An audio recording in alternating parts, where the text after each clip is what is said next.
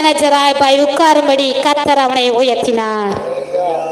அல்லேலூயா, அல்லேலூயா. கர்த்தரை தேடுறத அவன் விடவே இல்லை. எங்க அற்பமா எண்ணப்பட்டானோ, எங்க அவன் சிறுமப்படுத்தப்பட்டானோ அதே இடத்துல கர்த்தர் அவனை உயர்த்தி வைத்தார். கர்த்தர் அவனை மேன்மைப்படுத்தினார். யாரெல்லாம் அவனை அதிகாரம் பண்ணிட்டு இருந்தாங்களோ அவர்களை அதிகாரம் பண்ணும்படி கர்த்தர் இவன் தலையை உயர்த்தி வைத்தார். அல்லேலூயா, அல்லேலூயா. அப்ப கர்த்தரை தேடுகிறவர்களை கர்த்தர் ஒருபோதும் கைவிட மாட்டார் என்பதை நாம் நன்கு தெரிந்து கொள்ள வேண்டும். ஆமென், அல்லேலூயா. அதனால என்ன, நான் நல்லா படிச்சிருக்கேன், எனக்கு ஏன் அந்த வேலை கிடைச்சிருக்கு அப்படின்னு சொல்லி ஆண்டவரை அவர் முறுமுறுக்கவே இல்லை. இந்த வேலையை தந்ததற்காக நன்றி ஆண்டவரே, இந்த சம்பளத்தை தந்ததற்காக நன்றி ஆண்டவரே அப்படின்னு சொல்லி நன்றி சொல்லி பழகினா கர்த்தரை தேடுறதையும் விடல. அதனால கர்த்தர் அவனை உயர்த்தி வைத்தார். ஆமென், அல்லேலூயா.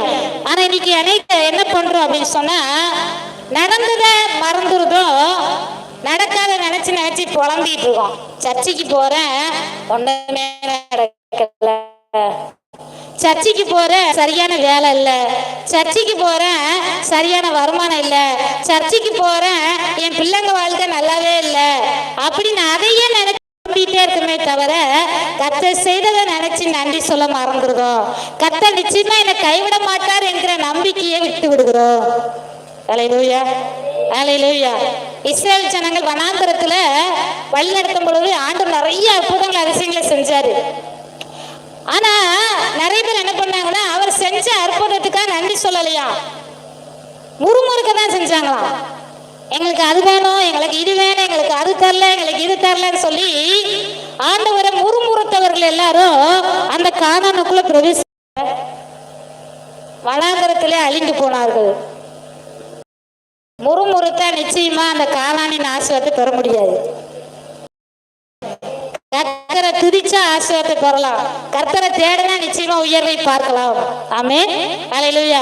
அதனால நீங்க எந்த சூழ்நிலையில இருந்தாலும் நீங்க மேல வரணும்னு ஆசைப்பட்டீங்கன்னா இருக்கிற நிலைமையிலே கர்த்தரை தேடுறத விட்டுறாதீங்க. ஒவ்வொரு நாளும் கர்த்தரை தேடுங்கள். ஒருவேளை கீழே இருக்கலாம், நீங்க மேல உள்ளவங்க ரொம்ப இது பண்ணலாம், வேதனைப்படுத்தலாம்.